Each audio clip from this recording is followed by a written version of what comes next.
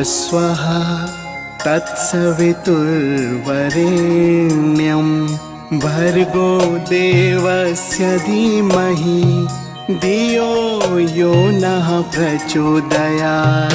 ॐ भूर्भुवस्वः तत्सवितुर्वरेण्यं भर्गो देवस्य धीमहि धियो यो नः प्रचोदयात्।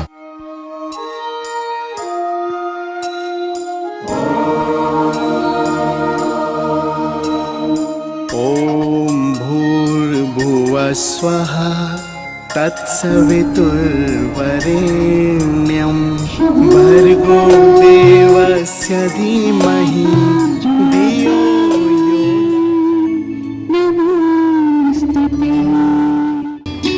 प्रणव पंड्या जी के स्वागत के लिए मैं सिकौड़ीकौन के अजय झा जी को आमंत्रित करता हूँ।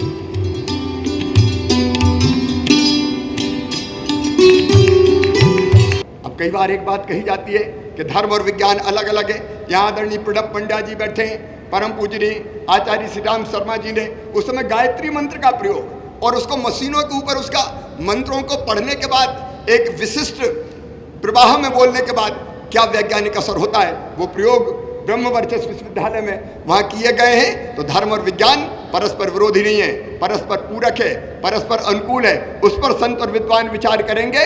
और एक चीज और, ग्लोबल वार्मिंग, जलवायु परिवर्तन, पूरी दुनिया परेशान है।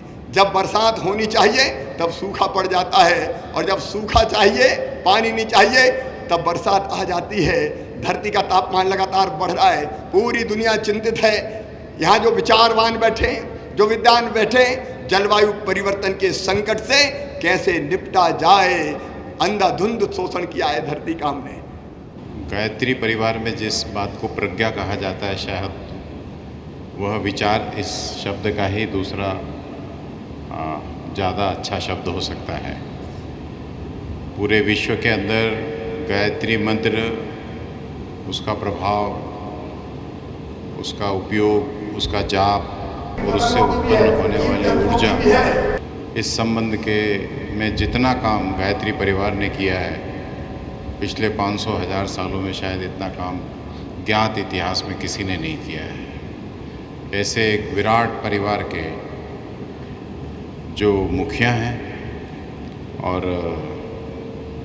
जो साथ में डायरेक्टर और हेड भी हैं ऑल वर्ल्ड गायत्री परिवार के, ऐसे डॉक्टर प्रणव पंड्या जी को मैं आमंत्रित करता हूँ इस प्रज्ञा प्रवाह के अंदर अपने विचारों से हम सबको अवगत कराने के लिए। एक बार आपसे प्रार्थना करूंगा, गायत्री मंत्र के लिए कमर सीधी कर लें, दोनों हाथ गोद में रखें। हम लोग प्रार्थना करें कि हम सबकी बुद्धि सन्मार्ग की ओर चले। ओम भूर्भुवः स्वः तत्सवितुर्वरेण्यं भर्गो देवस्य धीमहि धियो यो नः प्रचोदयात्। आज के इस वैचारिक कुंभ में हमारे बीच में विराजमान माननीय श्री मोहन भागवत जी, सरसंघचालक, राष्ट्रीय स्वयंसेवक संघ, माननीय श्री स्वामी अवधेशानंद गिरी जी महाराज, जिनसे मेरी मुलाकात अक्सर कई स्थानों पर होती रहती है। वे धर्म के, संस्कृति के अग्रदूत के रूप में बड़ा व्यापक प्रचार कर रहे हैं और उनका जो मुख्य स्थान है वो हरिद्वार है, मेरी नगरी में। महाबोधि सोसाइटी श्रीलंका के श्री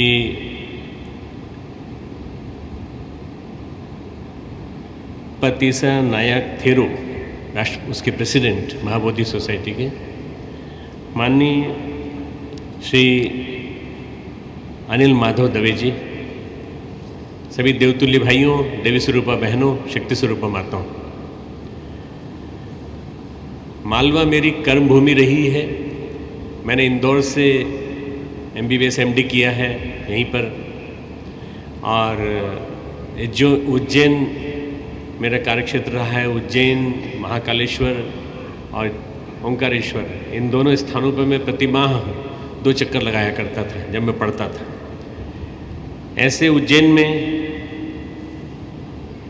सिंहस्थ का आयोजन और इतने विलक्षण चिंतन के साथ गीता में एक श्लोक आता है, तद विद्धि प्रणिप्रातेन परिप्रश्नेन सेव्या।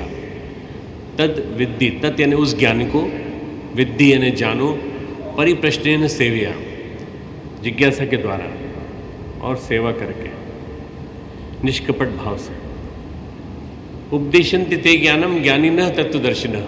तुझे वो उपदेश देंगे, ज्ञान का उपदेश देंगे और उससे तो तत्वदर्शियों का ज्ञान प्राप्त करके ऊंचा उठ जाएगा।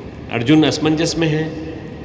असमंजस में बैठे हुए अर्जुन को श्री कृष्ण का संदेश कि अपने से बड़े महापुरुषों के पास जाओ, जाकर बैठो, निष्कपट भाव से, सेवा भाव से उनसे प्रश्न पूछो और उसका जवाब प्राप्त करो। ऐसे वैचारिक कुंभ में जिसका आयोजन किया है माननीय चौहान जी ने, यहाँ पधारे हुए सभी वैज्ञानिकों, बुद्धिजीवियों, प्रबुद्ध वर्ग के व्यक्तियों, आम नागरिकों, आपको निश्चित रूप से बहुत आनंद आएगा जब आप तरह तरह की समस्याओं पर चर्चा करेंगे और विचार विमर्श करेंगे।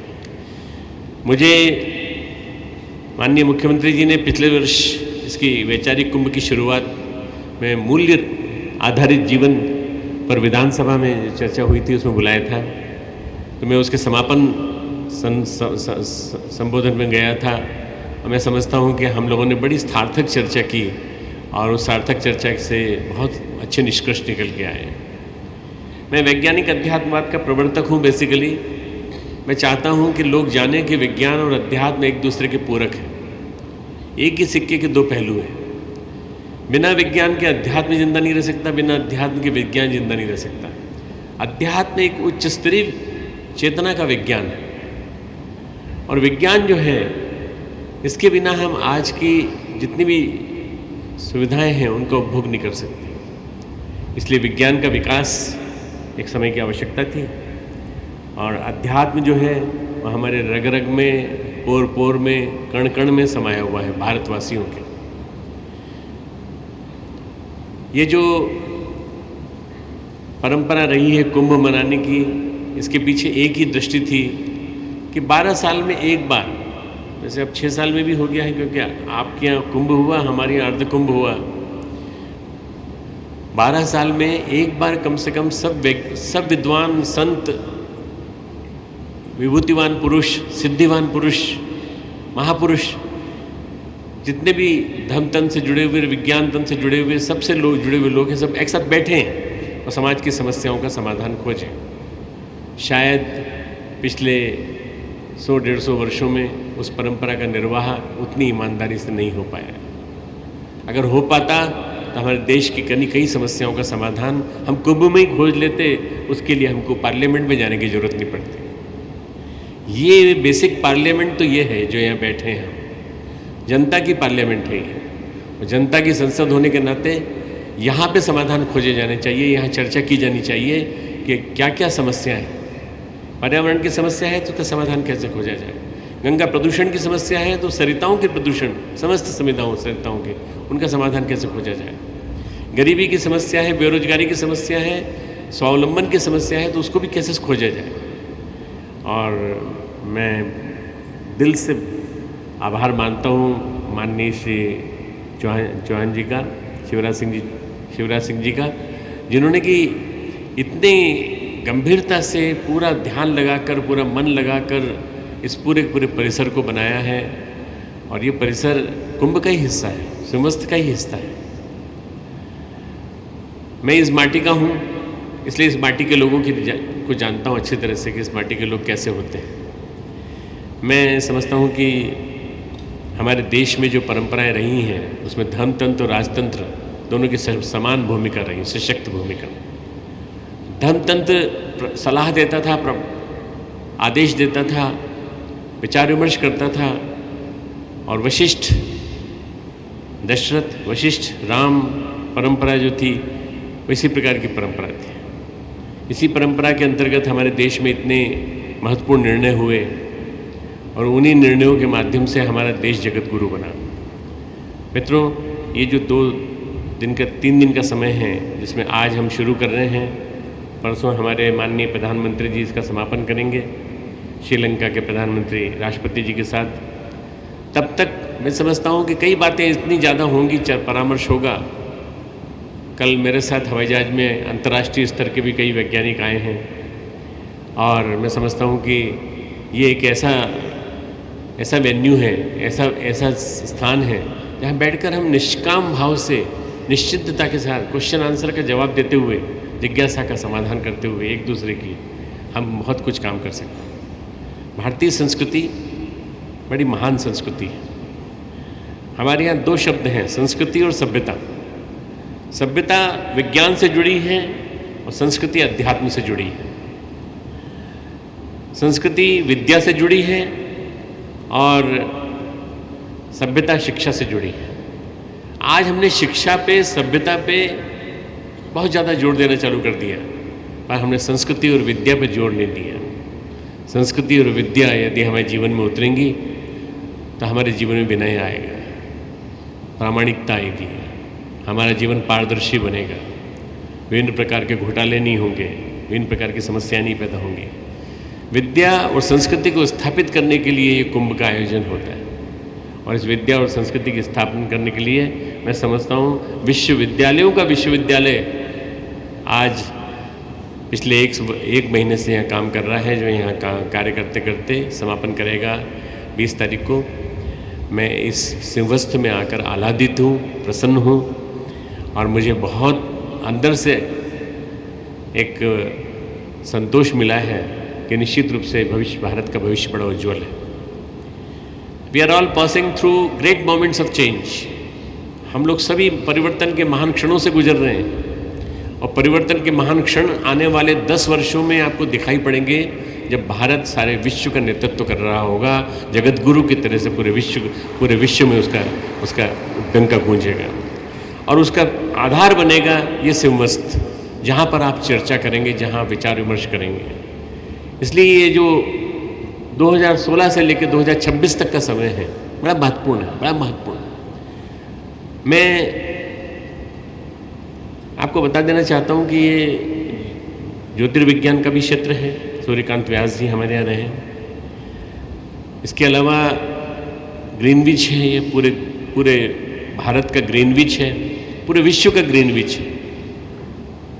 और उज्जैन में भगवान महाकाल की सत्ता चलती है, तो उज्जैन में जो निर्णय लिए जाएंगे वो निर्णय निश्चित रूप से फलित होंगे। ये इसका एक सुनिश्चित आश्वासन मेरी तरफ से मान लीजिए, गायत्री परिवार की तरफ से, कि आने वाले 10 वर्षों में परिवर्तन दिखाई पड़ने लगेगा और वो परिवर्तन बहुत बढ़िया होगा। राजनीति शुद्ध होगी, परिष्कृत मानस होगा, नारियों का सम्मान होगा और देखते देखते शिक्षा का स्थान विद्या ले लेगी और विद्या और शिक्षा दोनों मिलकर के इस देश को सुशिक्षित भारत, सुसंस्कारित भारत बनाएंगे। मैंने एक प्रयास किया है अपने गायत्री परिवार के माध्यम से, अपने परिजनों के माध्यम से, अपने स्वयंसेवकों के माध्यम से घर घर तक संस्कार पहुंचाने का, घर घर तक संदेश पहुंचाने का। और उन संस्कारों के माध्यम से लोगों के जीवन में बदलाव आया है, परिवार बदले हैं। स्वस्थ शरीर, स्वच्छ मन, सभ्य समाज, यह हमारी मूल भावना है। मानव में देवत्व का उदय, धरती पर स्वर्ग का अवतरण, ये हमारे मूल 2 लक्ष्य हैं।